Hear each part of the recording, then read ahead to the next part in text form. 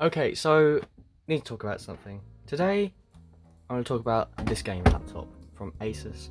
Now, I got it from Argos last year in November for a price of £700, but it currently is at £900. That's the original price, but I got it for a discount and got it down to £700. Now, this laptop is an ASUS TUF FX505. This has a 15.6 inch display, has a AMD Ryzen 5 processor in it. I'll tell you exactly which processor it is. It has a 8GB stick of RAM, one stick only, just normal as it is, a 256GB SSD and a 1TB hard drive. Now those figures sound great. Oh wait, I forgot about the Nvidia graphics card. It's a GeForce GTX 1650, not the TI version, just the 1650. Now, the reason why I'm going to be returning this laptop after 8 months is because of the amount of problems I have had with it. Now, let me just point this out right now. Now, this is a budget gaming laptop. Now, for £700 at the time, as you know, the time I got it, yeah, that was a really good deal. AMD Ryzen 5, 1TB hard drive, 256GB SSD, reasonable speeds. Plastic build, yes, but for the time it was you know, all I can afford kind of thing. You know how it is. You just want something that works. But now that I'm doing my editing and stuff and my gaming, it just doesn't do well. And I've had multiple problems. Multiple problems. And over the 8 months, it has been the most painful experience I have ever had. I'm telling you now, I've had a better experience on a Lenovo that was £600. No, £500. And it has a terabyte hard drive and an i7, you know, the weaker version, the U version. See, I expect for £700 for it to do okay to, well, very good experience at the top, maximum occasionally, but good enough experience. This, oh man, whew, don't even get me started on this. This is a piece of crap. I don't even know if I can say that, but you know, it's terrible. Flex on the screen, it's just bad.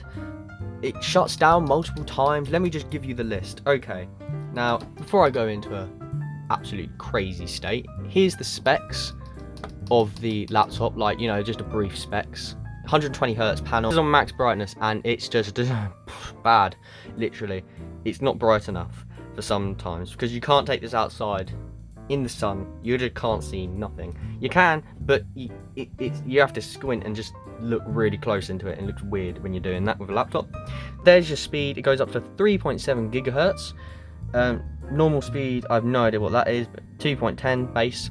Let's click on to the memory. I'll show you guys right now. Let's go through it quick. It has 8 gigs of RAM. Yeah, so this laptop is actually really good at typing. I personally think it has a great typing experience, has a great keyboard. I think this is the best feature about this laptop, and I think I'll miss this if I have another laptop and it's not as good. So here it is,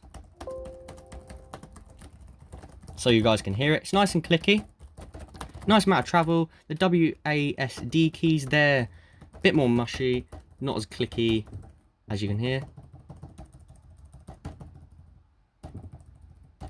The trackpad is really bad, if you can hear that. I'm not even clicking it, it just wobbles all the time, even when you're scrolling and doing this and stuff. It's quite a bad trackpad. I hate it. It's really bad. And that's the clicking sound, and it's harder to click when you're at the top as well, like really hard. Yeah, so it's a bad trackpad, really bad. That's why I use a mouse that I plug into the side. Talking about that, let's have a look at the ports.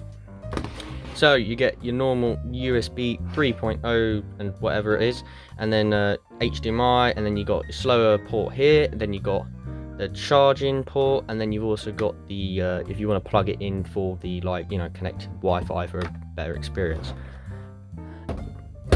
A bit of brand on the top. Yeah, so the reason why I'm returning this laptop, because I've had multiple problems with it, so let's get right into that.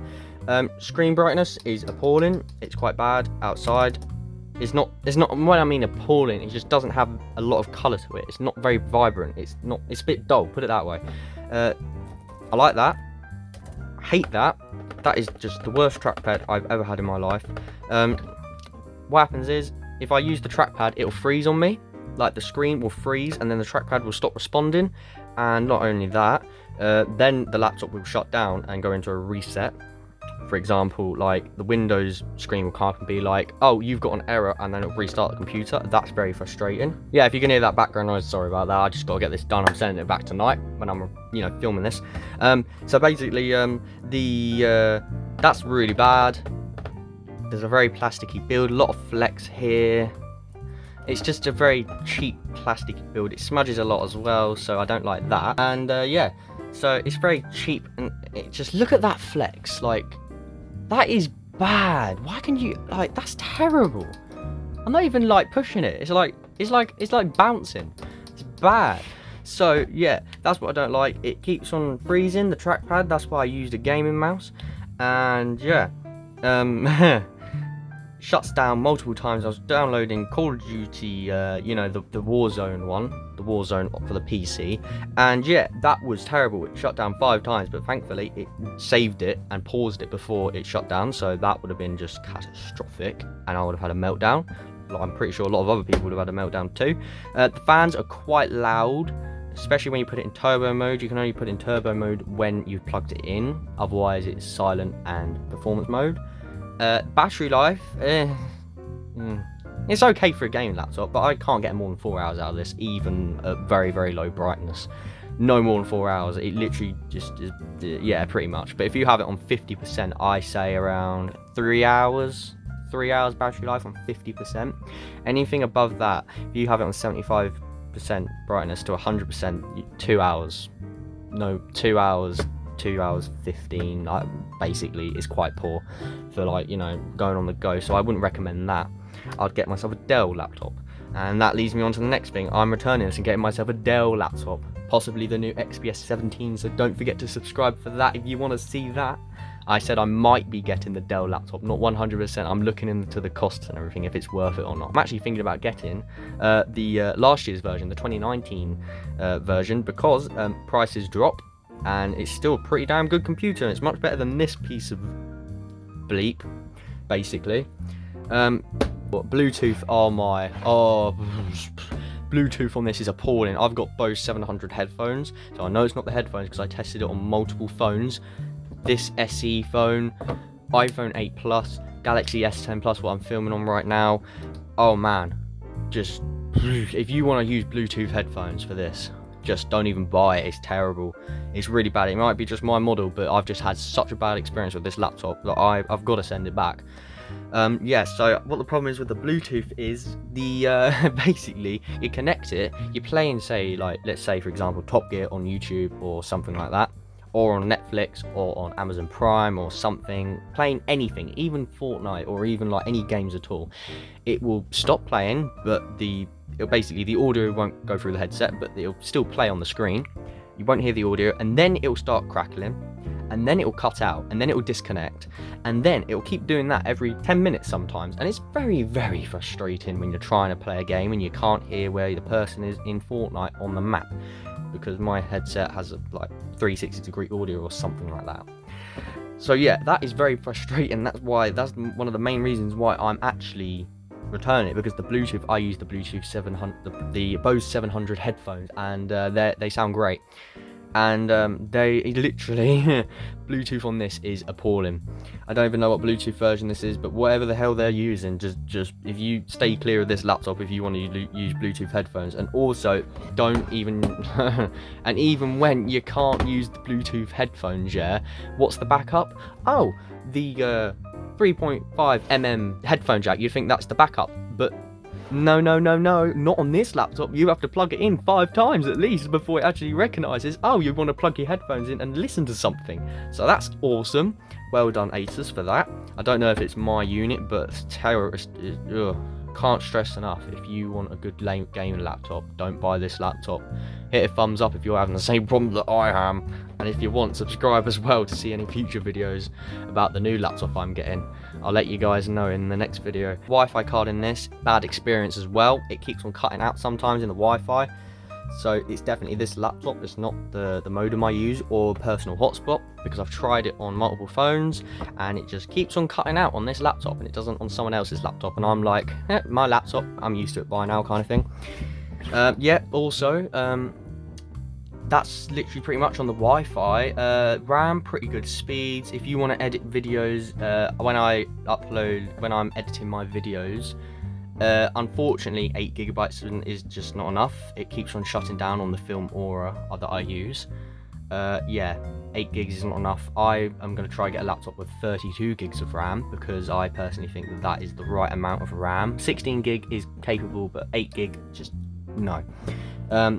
Just don't do it to yourself. If you're going to do video editing, you need at least 16 gigs, preferably 32 to 64. But 16 gigs if you can't afford the 32. But you can also upgrade it. This laptop, you can upgrade it to 32 gigs of RAM, 16 in both.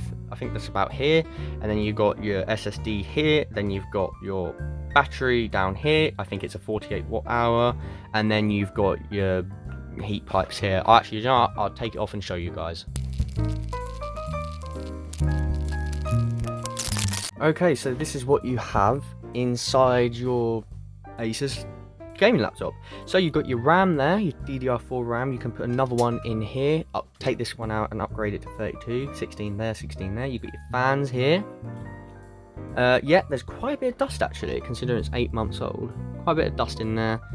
So you've got your heat pipes and stuff in there, CPU, GPU and stuff like that. Then you've got your hard drive down here. Then you've got your 48 watt hour battery, 4,100 milliamp hour. How is that 4,100 milliamp hour and this phone is 4,100 milliamp hour? That just doesn't make sense. Whatever, that just confused me. Yep, so you've got 2 fans, heat pipes, all that good stuff. SSD drive here, hard drive, battery. Very simple layout, as it should be. Let's put it back on. Let's talk about the graphics. Now, Epic Games Fortnite, maximum settings, basically it's very usable and it's quite smooth because of the 120Hz display. Bring it down a bit to medium settings and even lower, then it's even better. Let's go on to Warzone now. So pretty good. Highest settings, you can't have it to max settings because it does suffer, because it can't cope with the amount of RAM and everything like that, because it's only, you know, it's only 700 quid, let's be honest, 849. It's not going to be brilliant, so I put it down to medium settings and then you're good. Still looks fantastic. And that's pretty much it. So don't forget to subscribe, and yeah, thanks for watching. See you in the next one.